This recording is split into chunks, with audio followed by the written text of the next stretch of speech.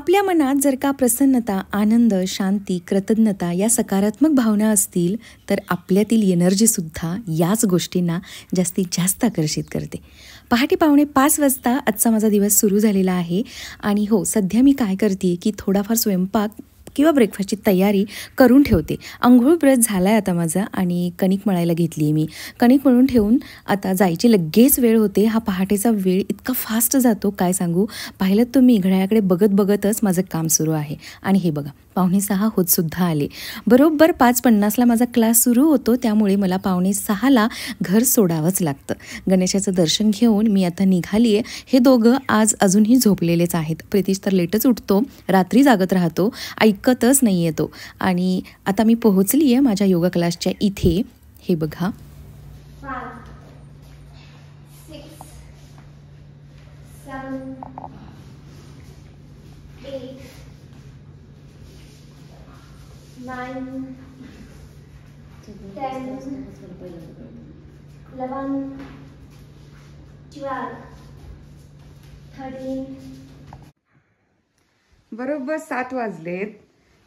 6:50ला तू मला कॉल केलास. काय कन्फ्युजन झालं तू तुझं? मी म्हणतोय अगं चुकून म्हटलं अरे असं कसं लवकर मी उठलं नाही ना, म्हटलं लवकर एवढा उशीर झाला गेली आणि आली का? आळशी लोक असतात किती किती आळशीपणा. आज मी इस्त्री करून ठेवते पक्का पक्का. Good morning. एका नवीन व्लॉगमध्ये तुम्हा सर्वांचं अगदी मनापासून स्वागत आहे. बरोबर 7 होत आहे बरं का. आणि या माणसाने 6:50ला क्लासमध्ये फोन करून मला आज डिस्टर्ब केलं. स्वतः रनिंगला जातात 2-2 तास पहाटे उठून. मी कॉल नाही करत. काय हो? हा, कन्फ्युजन झालं माझं. तर कन्फ्युजन झालं म्हणे. हे कमी करायचंय मला हे. आणि बऱ्यापैकी मला लगेचच आठवड्याभरात ना कमी झाल्यासारखं वाटायला लागले. आणि बाय द वे नाश्त्याला मी आज बनवतीये, आहो बनवणार आहेत त्यांची जी काही स्पेशालिटी आहे, एक्सपर्टी आहे, चहा. आणि मी बनवणार आहे मस्त खरपूस अगदी खारीसारखी तूप लावून भाजलेली चपाती. तर हा आहोंचा लहानपणीचा नाश्ता आहे. फेवरेट. हा, अगदी फेवरेट. असं त्यांचं म्हणणं आहे की माझा लहानपणीचा नाश्ता आहे. तर आणि दे मला आठवण व्हायला लागली त्या नाश्त्याची. म्हटलं चला ठीक आहे, माझंच काम वाचणार आहे. त्यानंतर एक भाजी बनवून घ्यायची आणि कणिक तर मी जाताना म्हणून गेलीच. तर हे असं सगळं सुरू आहे. हळूहळू येईल ते मॅनेज होत. उठून तिथपर्यंत पोहोचेपर्यंतचा जो काही काळ असतो ना, खूप मनाला त्रास होत असतो. डोळ्यात झोप आहे, अंगात अजून आळस आहे, खूप कंटाळा आलाय, बिछाण्यात किती छान वाटलं असतं रजाईमध्ये, हे सारे मनात विचार सुरू असतात. पण तिथं आणि गार हवा एकदा लागली ना गाडीवर बसल्यानंतर, मग थोडं थोडं छान वाटायला सुरू होतं. आणि एक 10-15 मिनिटाचा एक्सरसाइज सुरुवातीचा वॉर्मअप झाला की मग अगदीच छान वाटतं. आणि एक्सरसाइज करून आल्यावर त्याहून अगदी छान वाटतं. तर मैत्रिणींनो, ज्यांना कोणाला पहाटे उठायचं होत नसेल, प्लीज ते जर का माझे व्हिडिओ बघत असतील तर नक्कीच मोटिवेशन मिळत असेल, उठायला सुरू करा. आणि आजचा माझा पहाटे एक्सरसाइज करण्याचा म्हणजे 5:50चा क्लास अटेंड करण्याचा 3रा दिवस होता. मैत्रिणींनो, नवीन वर्ष सुरू होऊन लिटरली 2 महिने संपतसुद्धा आले. बघा ना, फेब्रुवारीचा अर्धा महिना संपलासुद्धा. आणि वर्षाच्या म्हणजेच नवीन वर्षाच्या सुरुवातीला बऱ्याच जणांनी संकल्प केले असतील की डायरी बनवायची, ग्रॅटिट्यूड डायरी किंवा जे काही रोजची रोजनिशी आहे ती. तुम्ही बनवली आहे का? नसेल बनवली तर नक्की बनवा. त्यातल्या त्यात ग्रॅटिट्यूड डायरी तर नक्कीच बनवा. कारण धन्यवाद म्हणजेच thank you universe, thank you God, thank you for everything हा एक असा शब्द आहे जो आपलं आयुष्य बदलू शकतो. या शब्दामुळे आपल्यात सकारात्मक बदल घडून येतो. चला, खरपूस अशी खारीसारखी खमंग चपाती करून झालेली आहे. कशाला विकतची खारी आणावी लागतीये बघा. चपातीसुद्धा अगदी ताजी ना. खारी तर शिळी असते, बिस्किटही शिळे असतात. तर ही अशी ताजी चपाती आणि चहा. हा ब्रेकफास्ट कोणाकोणाला आवडतो नक्की कॉमेंट करून सांगा. आहोंना खूप आवडतो, पण त्यांना ना ॲसिडिटीचा म्हणजे पित्ताचा त्रास व्हायला लागला, म्हणून हा त्यांनी बंद केला होता. म्हणूनच मला मग रोज वेगवेगळे ब्रेकफास्ट करावे लागतात. 4:30 होत आहेत. ही आणलेली भांडी अजून इथंच आहेत. विचार करते की हे जे काही इडलीचं भांडं आहे ना मोठं, याचं उद्घाटन करायचं आहे, पण काहीतरी गोड बनवायचं. तर संकष्टी चतुर्थी जवळ आली आहे, तर उकडीचे मोदक बनवेन. याला मला खरं तर ना आता पोटमळ्यावरतीच ठेवावं लागणार आहे आणि सुवर्णदीप चतुर्थी दिवशीच मी वापरायला काढणार आहे. हां, तर मी तुम्हाला काय दाखवत होते हे बघा. कसा माहोल केलाय आणि मस्त झोपलाय. प्रितीश 4:30 वाजून गेले 2 वाजता झोपलायस तू. प्रितीश 2 वाजता झोपलायस. उठ. खूप अभ्यास करून असं मेंटली टायर्ड झालायस का? काय नेमकं काय समजायचं मी? आ उठ उठ उठ. चल चल, तुला मस्त एक कडक कॉफी करून देते. चल.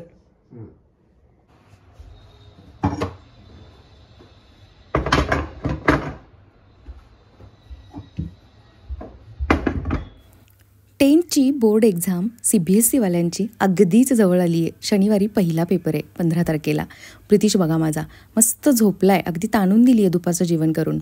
मला ना आज लोणी काढायचं होतं, म्हणून ही साय मी वरती काढून ठेवली आत्ताच, म्हणजे 1-2 तासांनी म्हणजे रूम टेम्परेचरला आल्यानंतर त्याचं लोणी काढता येईल. पण ते झालंच नाही. मग मी पुन्हा ते फ्रीजमध्ये नेऊन ठेवून दिलं.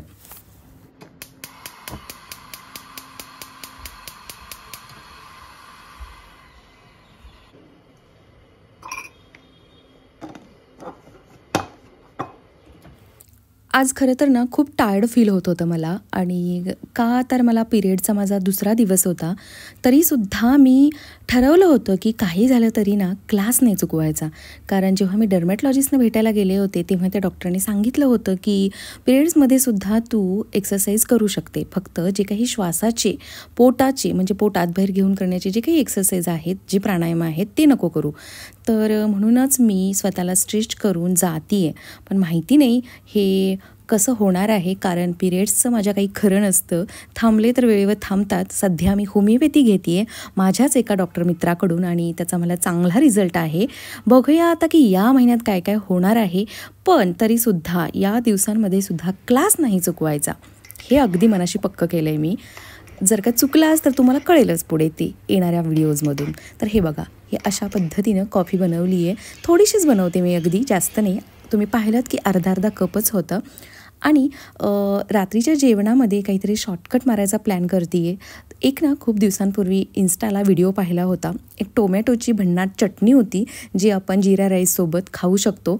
म्हणूनच मग मी आज प्लॅन करते की ती टोमॅटोची चटणी तशा पद्धतीची जी मी पाहिली होती आणि जिरा राईस.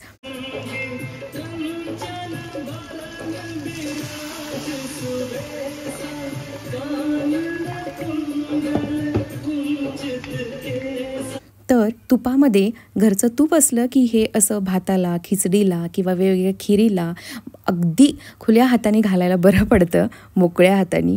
तर तसंच आहे, भरपूर सारं तूप घालून मी इथे हा जिरा राईस बनवते आणि लगेचच टोमॅटोची चटणी करणार.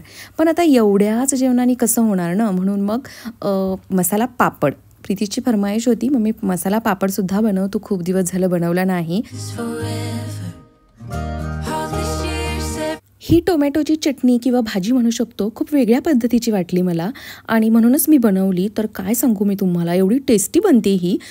तेल घेतलं पॅनमध्ये आणि त्यामध्ये कच्चे शेंगदाणे, लसूण आणि हिरवी मिरची टाकून भाजून घ्यायचं आहे आपल्याला. ते भाजलं ना की अगदी अर्ध्यापेक्षा जास्त भाजल्यानंतर त्यामध्ये हा आपल्याला टोमॅटो ॲड करायचा आहे.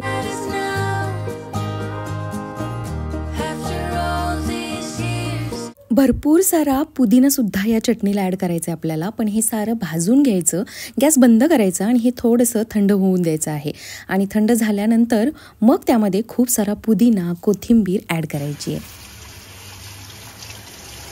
हा सारा स्वयंपाक करत करत मी काय विचार करत होते माहिती आहे की अरे यार, आपण तर आता ठरवले की पहाटेच्या म्हणजे 5:50च्या क्लासला जायचंच, चुकवायचा नाहीच काही झालं तरी. पण नेमके आता पिरियड सुरू झालेत आणि ब्लिडिंगही भरपूर होतं आहे. तर त्रास होईल का आपल्याला आणि आपल्या ध्येयाच्या म्हणजे या रोज पहाटे उठून क्लासला जाण्याच्या मध्ये यांचा अडथळा होऊ शकतो का, हा सारा मनात माझा विचार सुरू होता. कसं होतं की आपल्याला माहिती आहे की थोडी का होईना पण कंबर दुखते, अंग दुखतं आणि टायर्ड फील होतं या दिवसांमध्ये. तुम्ही मला चांगलंच रिलेट करू शकत असाल. कितीही आपण मनाने ठरवलेलं असलं तरीसुद्धा या दिवसांमध्ये शरीर थोडं का होईना पण सांगत असतं की आरामाची गरज आहे. तर बऱ्यापैकी पॉवर योगामध्ये करून घेतलं जातं आणि तोच मी विचार करते आहे की मला चुकवायचं तर नाही आहे क्लास, पण होईल का माझ्याकडून हे? कारण कसं होईल माहिती आहे, ते असतात ना काही लोक जी व्यायाम सुरू करायचा, आता पोट सुटायला लागले, पोट आत घ्यायचे आपल्याला आणि रोज सकाळी चालायला जायला पाहिजे असं ठरवतात. मस्त दुकानात जातात, छानपैकी ट्रॅकसूट घेतात, बूट घेतात आणि मोठ्या उत्साहाने सगळीकडे घोषणा करतात. मी ही घोषणा केली आहे बरं का आता व्हिडिओजमधून. आणि पुन्हा काय होतं की अशा माणसांचं 2-3 दिवस जातातसुद्धा ते, आणि 2-3 दिवस गेल्यानंतर पुन्हा एक दिवस अचानक कोणीतरी भेटतं आणि विचारतं, काय हो हल्ली सकाळी भेटत नाही, फिरायला येत नाही तुम्ही? मग पटकन ती बोलून जातात, काय थंडी किती असते हो, शक्य आहे का? तर असं व्हायला नको आहे माझं. हाच मी इथे कंटिन्यू विचार करत होते. तर बघा चटणी बनवून झाली आहे माझी. पाहिलं तुम्ही की जे काही आपण भाजून त्यामध्ये पुदिना कोथिंबीर टाकून मिश्रण बनवलं होतं ते छानपैकी असं मोठं मोठं थोडंसं वाटून घेतलं आणि उडीद डाळ आणि बाकीची जी काही फोडणी आपण जिरे मोहरी हिंग लाल तिखट टाकून मस्त अशी टोमॅटोच्या चटणीला फोडणी द्यायची. मस्त एकदम टँगी टेस्टी लागते ही चटणी. शेंगदाण्यामुळे, त्यातल्या कच्च्या शेंगदाण्यामुळे तर अजूनच त्याला चव येते. आणि सोबत हा असा मसाला पापड. आता बाहेर जेवायला जात नाही म्हटल्यावर हे असे मसाला पापड वगैरे जे लहान मुलांना आवडतं ते तर घरी बनायलाच हवं. तर प्रितीशला माझ्या फार आवडतो मसाला पापड. हॉटेलमध्ये पोहोचल्यावर पहिली ऑर्डर त्याची हीच असते, मसाला पापड. आणि आता तो म्हणतो की हॉटेलपेक्षाही मम्मी तू बनवलेला टेस्टी असतो. हा बघा जिरा राईस मस्त फुलला आहे की नाही अगदी. खरं तर हा टोप त्याला ना छोटा झाला आहे, अजून मोकळ्या अंगाने छान फुलला असता. थोडंसं म्हणजे तांदूळ जास्त झाले आहेत आणि टोप छोटा झाला आहे. असं ना जिरा राईस आणि ही टोमॅटोची चटणी. मस्त आजचं जेवण छान एन्जॉय केलं. आता उद्या सकाळच्या ब्रेकफास्टची तयारी. उद्या सकाळच्या ब्रेकफास्टसाठी मी प्लेन ओट्समध्ये हे सारे ड्रायफ्रूट्स आणि हे वेगळे वेगळे सीड्स म्हणजे जे काही ह्या बिया घेतलेत, भोपळ्याच्या, सूर्यफुलाच्या, वॉटरमेलनच्या म्हणजेच कलिंगडच्या, ह्या साऱ्या आणि चिया सीड्स पण आहेत. हे सारं मी त्यामध्ये भिजत घालणार आहे, म्हणजे फ्रीजला ठेवणार आहे. प्रत्येकाचा एक एक बाउल घेऊ. हा तुझा. आता फुगून जास्त होणार नाही, शक्यच नाही. हे माझा आणि हे प्रितीशचा. मला अजून एक पाव.